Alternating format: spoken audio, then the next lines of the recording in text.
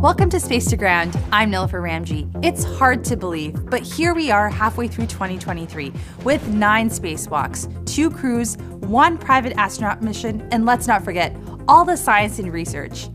The space station crews have been hard at work making history. Welcome to our halftime show.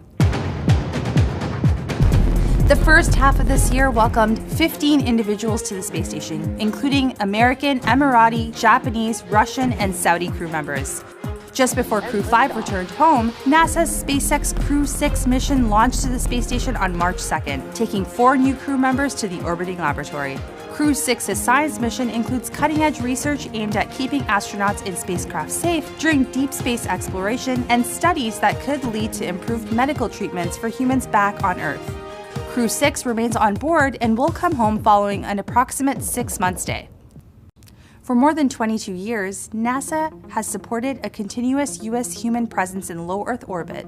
The agency's goal is a low Earth orbit marketplace where NASA is one of many customers, and the private sector is leading the way. NASA, Axiom Space, and SpaceX launched Axiom Mission 2, the second private astronaut mission to the International Space Station on May 21st. The crew stayed on the space station for 8 days, performing experiments and outreach before returning to Earth. This year, astronauts continued work that they began in 2021 as they installed the 5th and 6th International Space Station Rollout Solar Arrays, or IROSAs, in a series of spacewalks. The new arrays are 60 feet long by 20 feet wide and will shade a little more than half of the original arrays, which are 112 feet long by 39 feet wide. The 7th and 8th IROSAs will be installed on future spacewalks. Each new IROSA will produce more than 20 kilowatts of electricity, and once all 8 are installed, will enable a 30% increase in power production over the station's current arrays. Operational activities aren't the only highlights this year. Researchers announced the achievement of 98% water recovery in the U.S. segment of the space station, the ideal recovery needed for life support systems on long-duration missions beyond low Earth orbit. In March, the crew harvested dwarf tomatoes in the station's veggie facility as part of the Veg 5 experiment to examine the effects of light quality and fertilizer on fruit production, microbial safety, and nutritional value. The station's biofabrication facility also returned this year with upgrades.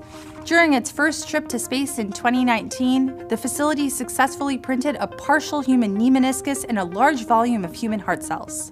The new capabilities aim to further human tissue printing research to help alleviate organ shortages for patients in need of transplants by printing replacement organs and tissues. And if you think that was a lot, the second half of 2023 will be just as exciting. We have more spacewalks and cargo missions ahead, along with the launch of SpaceX Crew 7 and Soyuz MS-24. Later this year, NASA astronaut Frank Rubio, along with Russian cosmonauts Sergei Prokopyev and Dmitry Petelin, will hit the 365-day mark on September 21st. They are scheduled to return home in late September, with Rubio as the new American record holder for the longest single spaceflight.